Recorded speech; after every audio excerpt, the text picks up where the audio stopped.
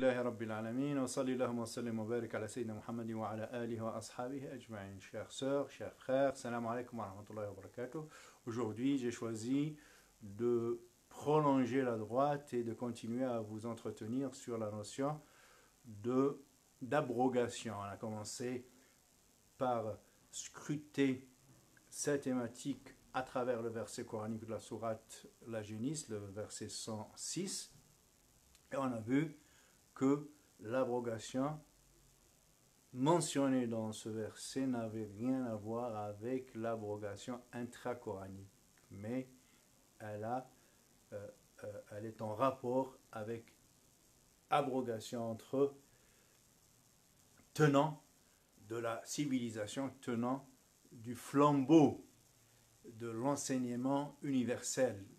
Allah subhanahu wa ta'ala qui a préféré les enfants d'Isaac pendant des siècles parce qu'ils étaient dans l'alliance, ils étaient dans le strict respect du pacte qu'ils avaient avec Allah subhanahu wa ta'ala, après avoir commis un certain nombre d'infractions, après s'être rendu coupable d'un certain nombre de dérapages, surtout concernant le livre, l'instrumentalisation du livre, le fait d'utiliser le livre à des fins de pouvoir, d'endoctrinement, d'exclusion, de la divergence des autres qui ne sont pas dans la même confession, eh bien, ils ont mérité in fine d'être déchus, exclus de ce statut de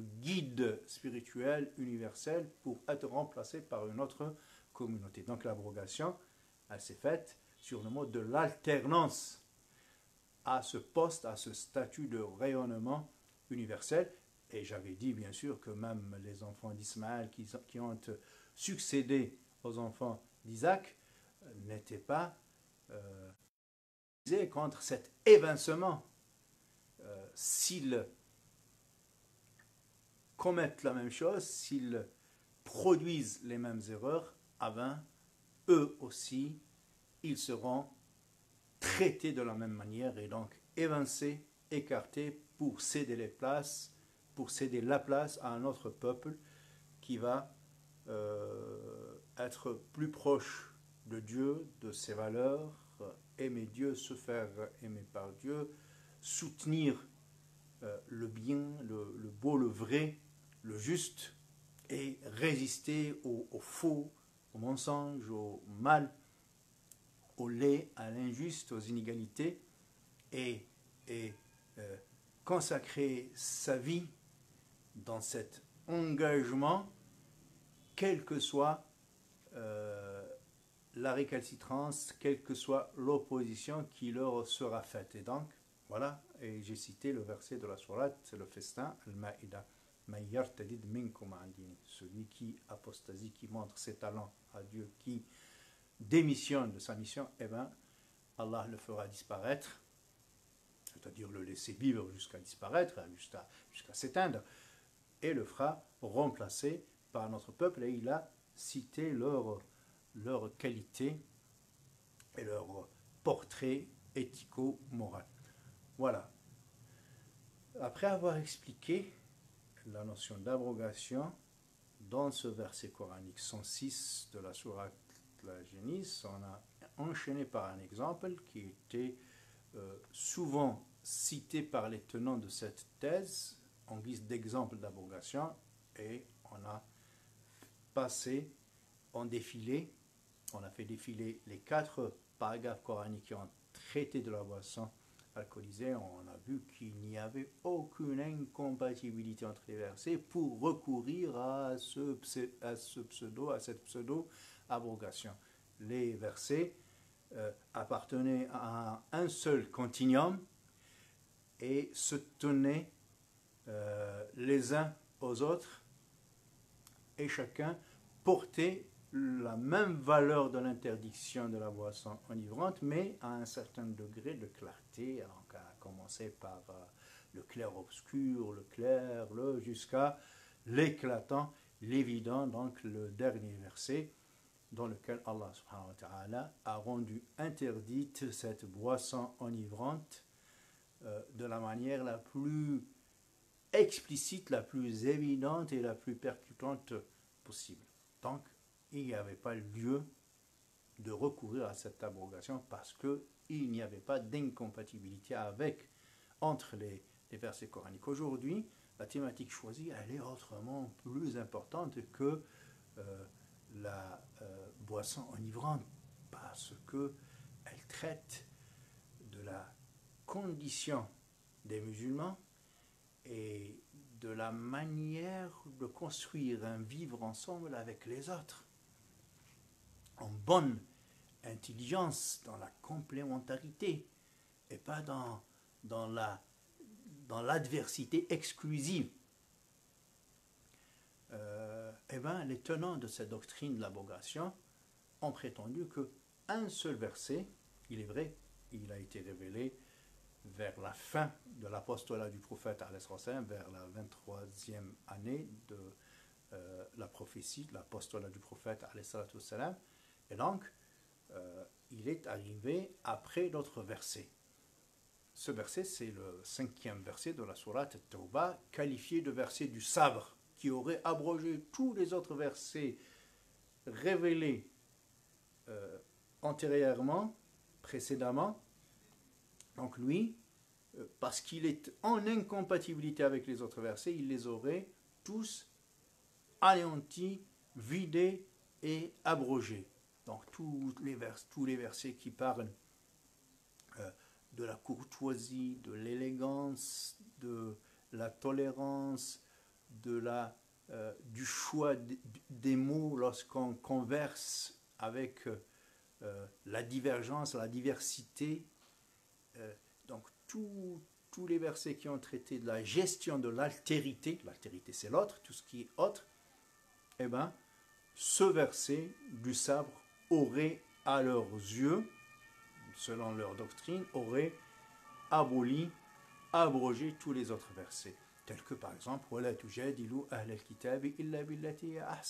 et ne conversez avec les gens du livre sinon pas la bonne manière, de la meilleure manière. S'il y a une bonne et une meilleure, vous êtes censé choisir la meilleure, la raffiner de manière à être dans l'excellence lorsque vous traitez avec l'altérité et la divergence et la différence, quel que soit l'ordre de cette divergence, de couleur, de langue, de culture, de religion, de confession.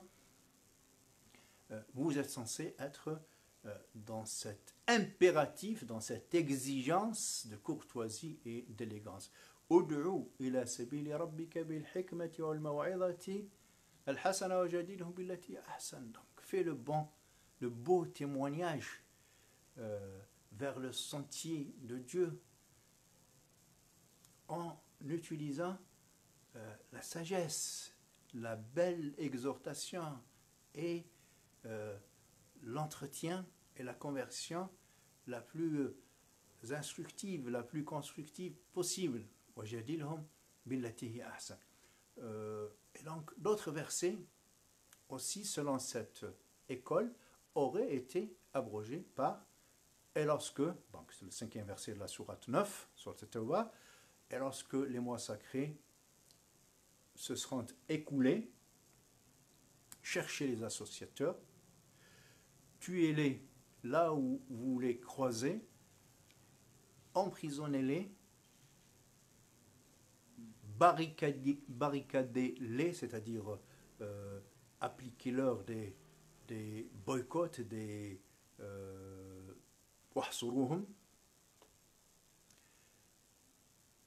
waq'udu lahum kulla marsad, placez-leur, établissez-leur des guet-apens, des pièges, donc un grand filet pour les cueillir comme des gibiers, à moins, donc continuez à les traiter comme ça, à les liquider physiquement, à les faire disparaître jusqu'à ce qu'ils se repentent,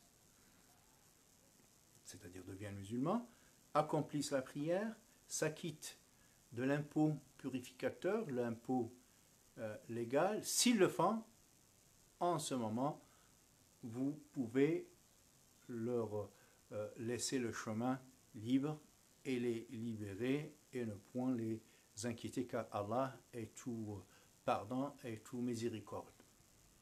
Voilà le verset du sabre.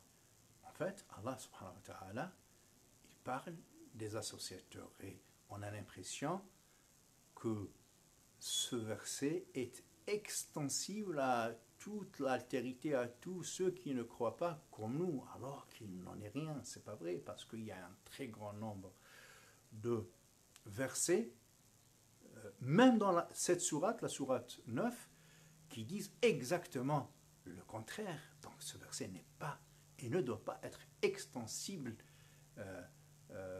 à d'autres catégories, sinon une seule catégorie bien pointée, déterminée, localisée par le Coran. C'est bien les notables de la Mecque, ces gens-là que Allah subhanahu wa ta'ala dans tout le Coran, il a établi leur portrait, robot si vous voulez, wanted, leurs crimes commis contre la nouvelle révélation, contre le prophète, contre les opprimés, toutes leurs machinations, magouilles, stratagèmes pour étouffer cette foi dans son berceau, pour l'avorter dans son état embryonnaire.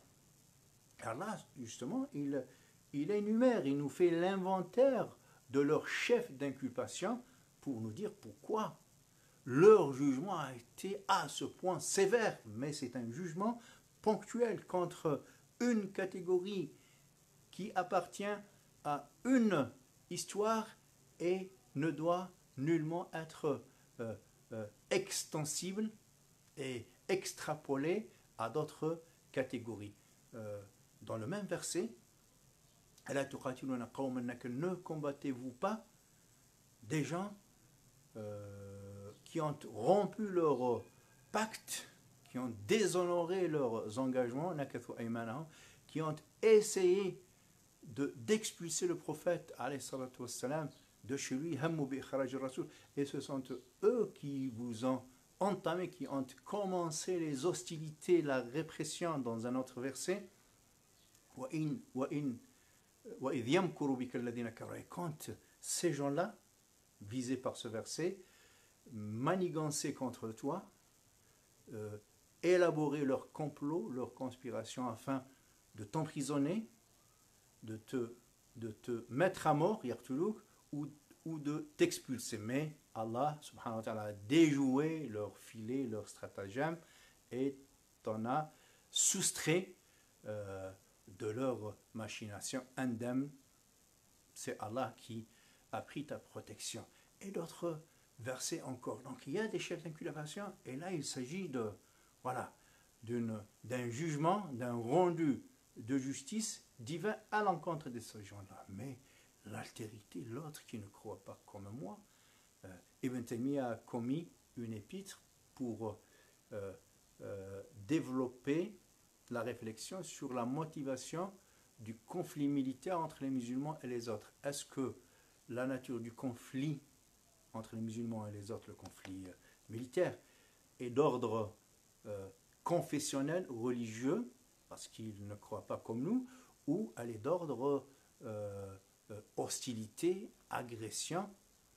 Eh bien, il penche à coup de textes et d'explications, de développement, il penche clairement pour la deuxième option.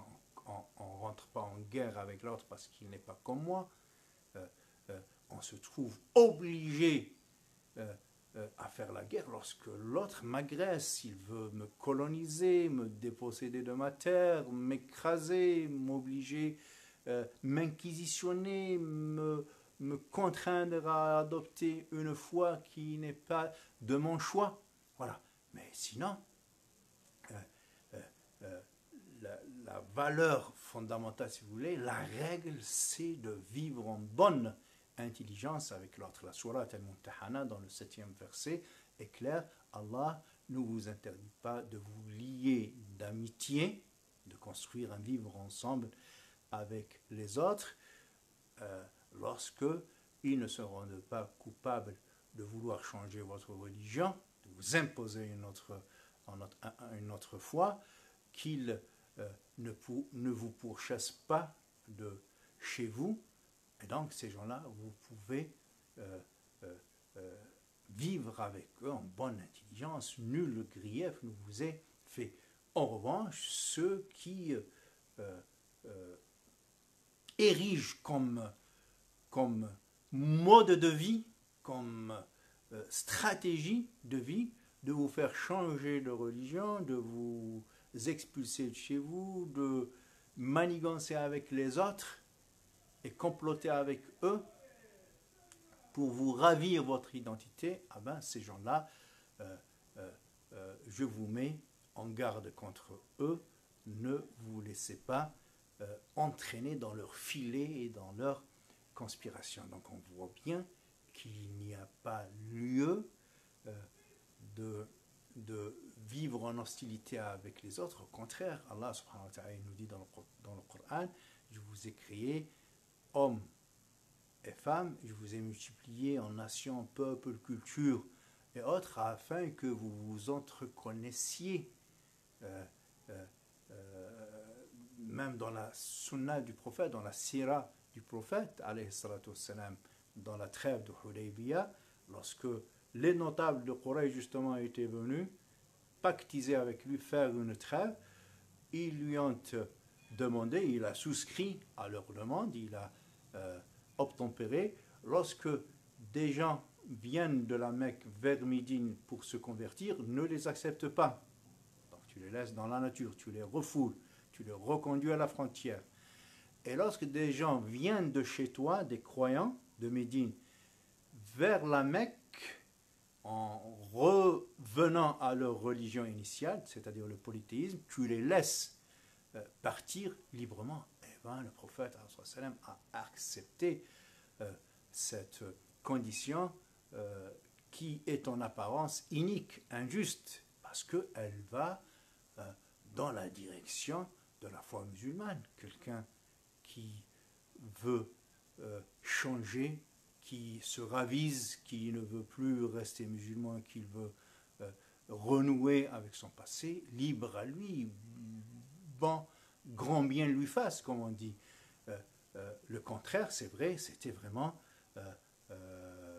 c'était injuste de la part de Quraysh d'imposer au prophète de refouler les gens qui choisissaient la foi musulmane. C'est juste pour dire que, en fait, ce sont toujours les musulmans qui ont subi cette contrainte pour changer leur religion. La reconquista espagnole, elle n'est pas trop loin de chez nous. Le Coran, il nous parle de Chouaïb aussi, et comment son peuple voulait l'expulser avec les croyants de leur terre, à condition qu'ils renouent avec le polythéisme de leur tribu.